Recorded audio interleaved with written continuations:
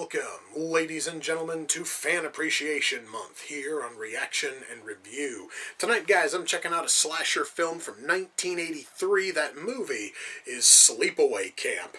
Now, outside of, like, the basic shit, the fact that this is a slasher movie, obviously set at a summer camp or a sleepaway camp, I don't know much else outside of the ending. I've had this movie's ending spoiled many times. So it's not really going to shock me as much as it probably could have, but oh well. I'm going to try to look past that. The ending, I will say, at least sounds fascinating. I'm kind of curious exactly how it's played up. Again, I really don't want to spoil that. Beyond that, though, I know nothing else outside of it's a summer camp slasher film, and it came out in 1983. That, honest to God, is all I know in terms of detail, not counting the ending. I have no idea if this movie is any good at all. I do know that it spawned at least 2 sequels, possibly more. And if this thing is any good, then I most certainly am going to try to get my hands on at least Sleepaway Camp 2 and Sleepaway Camp 3. I do know that those both exist. I have heard that a 4th one exists, but baby steps, damn it. Let's see if the first one is any good first. Again, not a fucking clue if this movie is any good at all. The only way I'm going to find out is if I shut up and I push play, and I'm going to do that right now. So, without further ado, it's time to kick back, relax, and check out Sleepaway Camp.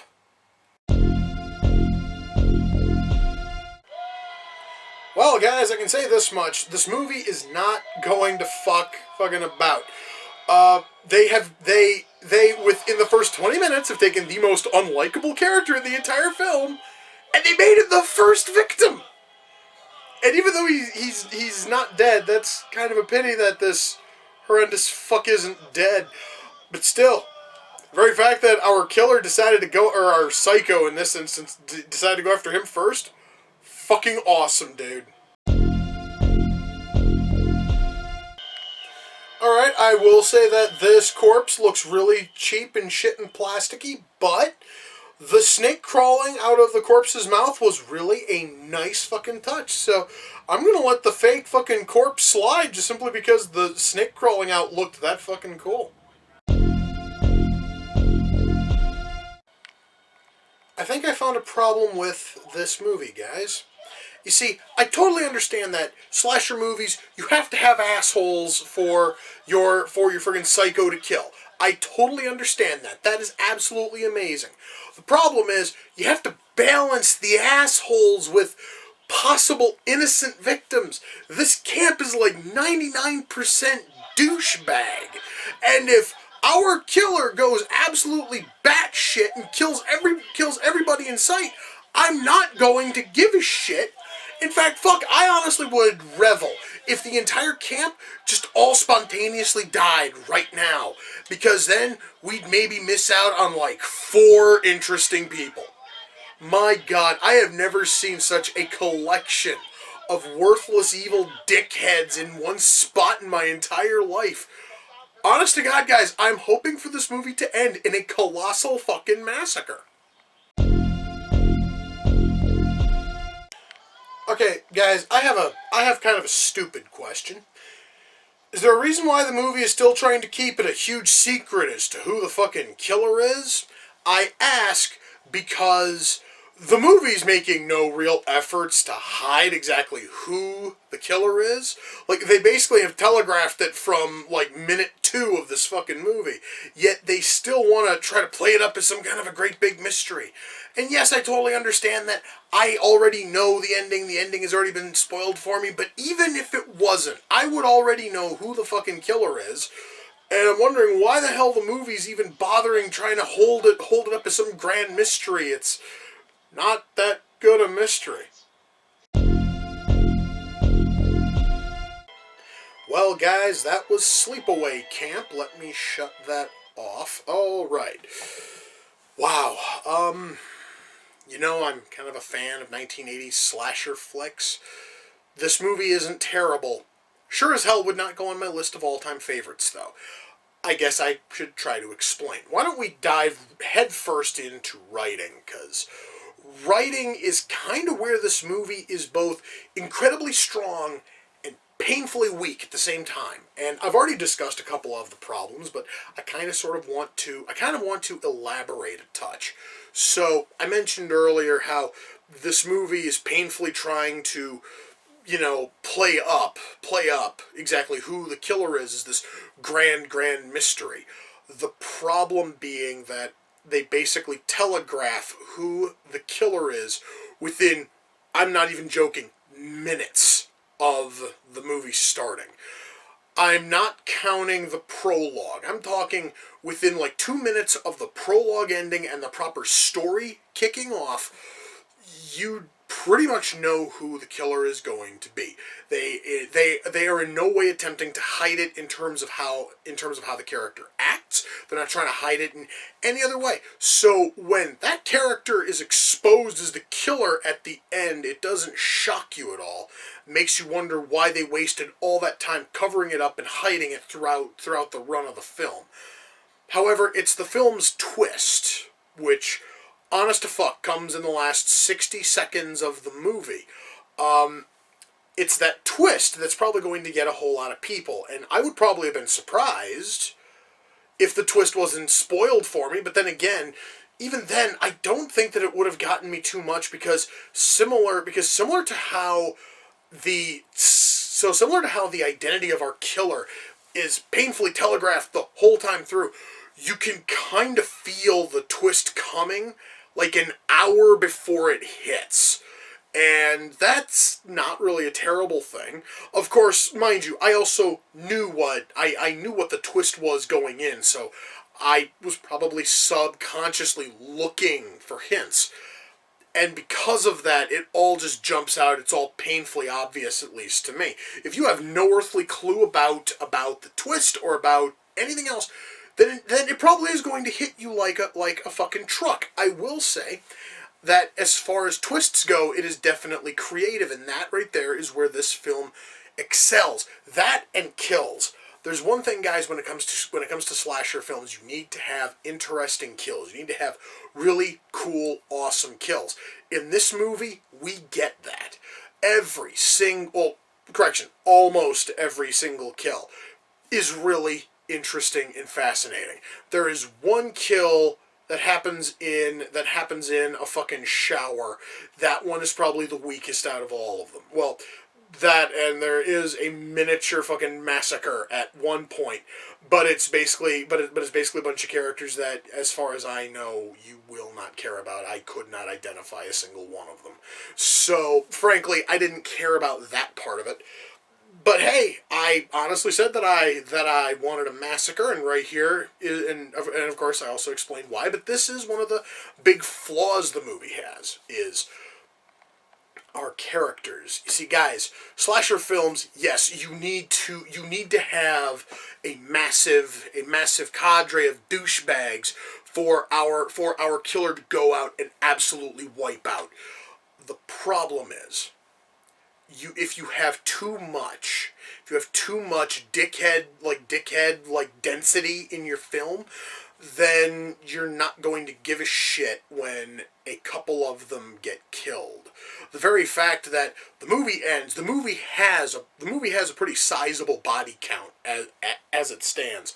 But the problem is, guys, is that there's still like 30, 40 dickheads who all should have eaten it too.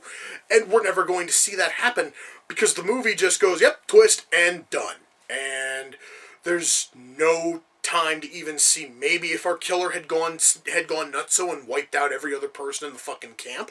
We do not know. The only ones that we know are the three that were killed in the woods and like 4 others in the closing act. So who knows? Our killer. I'm really trying hard not to fucking spoil that for the people who haven't seen this. Our killer could easily have gone absolutely postal and wiped out the entire camp. And fuck me dead, I certainly hope so. Because, guys, I didn't like any of the characters here.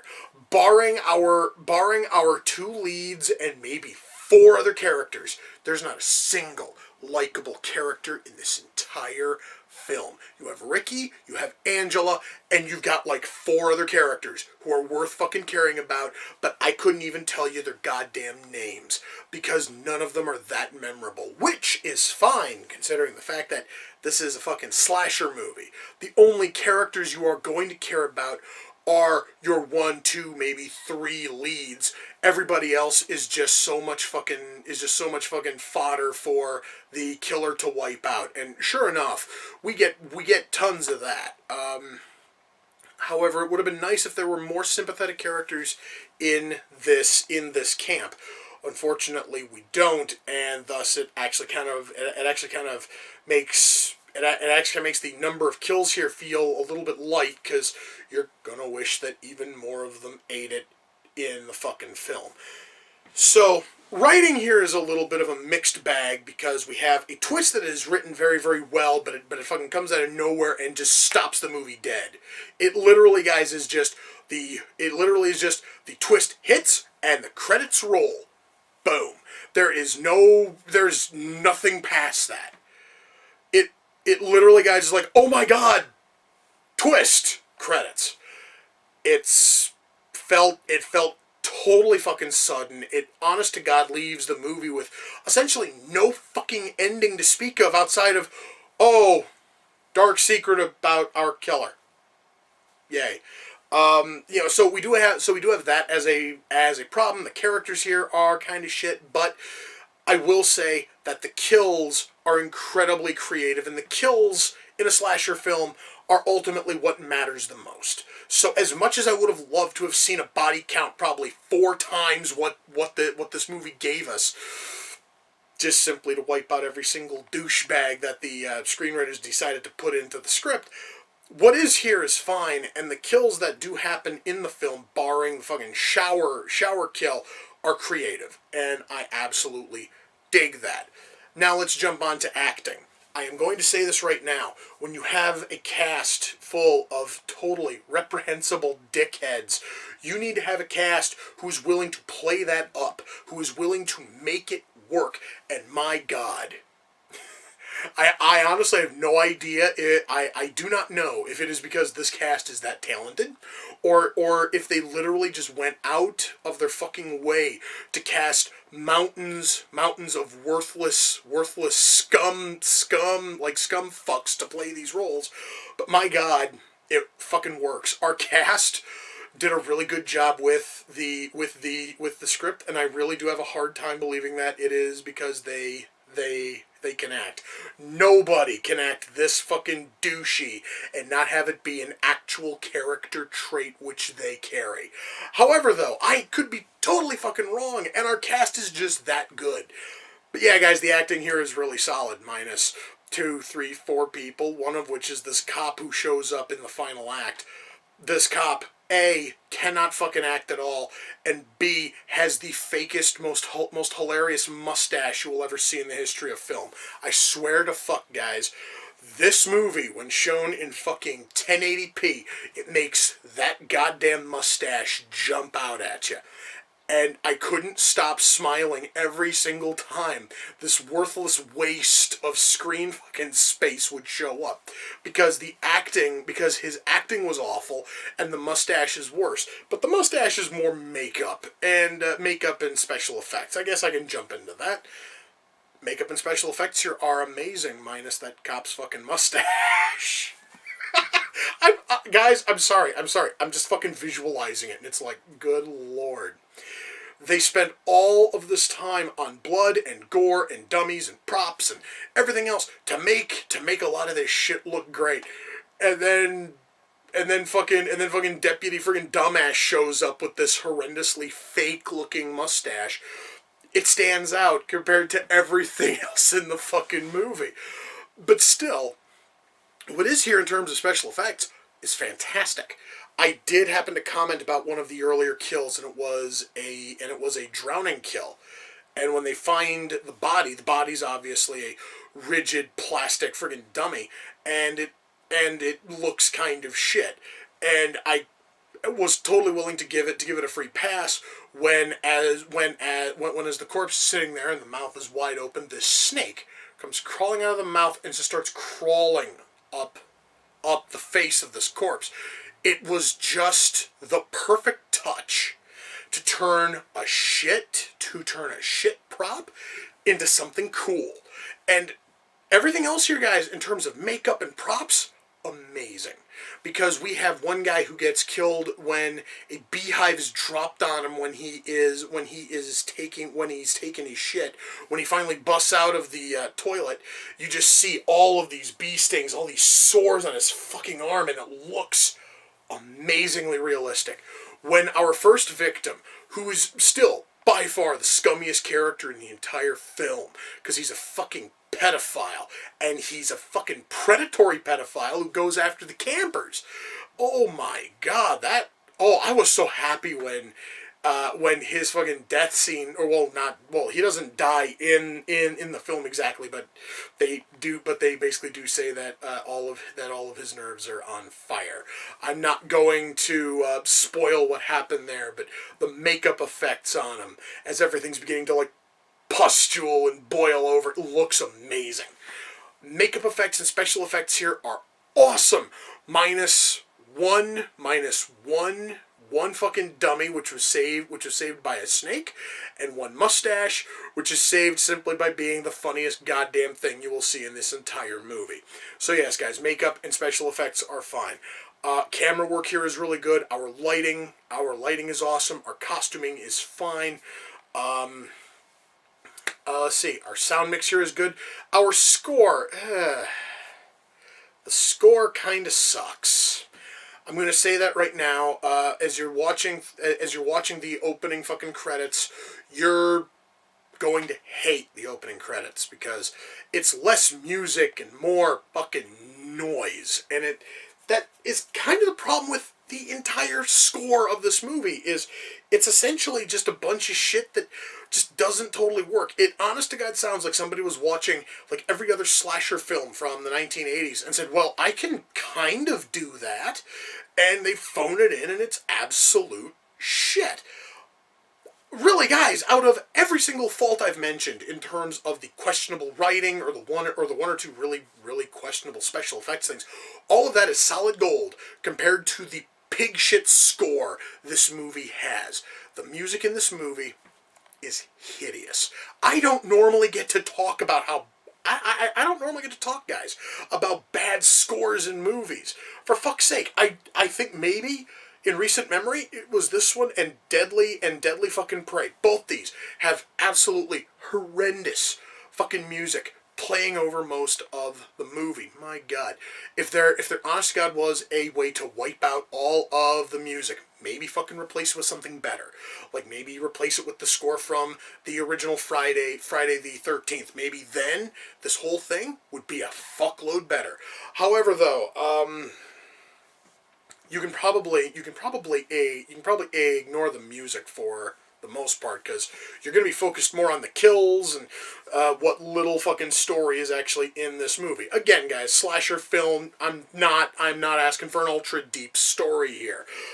Ultimately, guys, when all said and done, can I recommend Sleepaway Camp? Sure.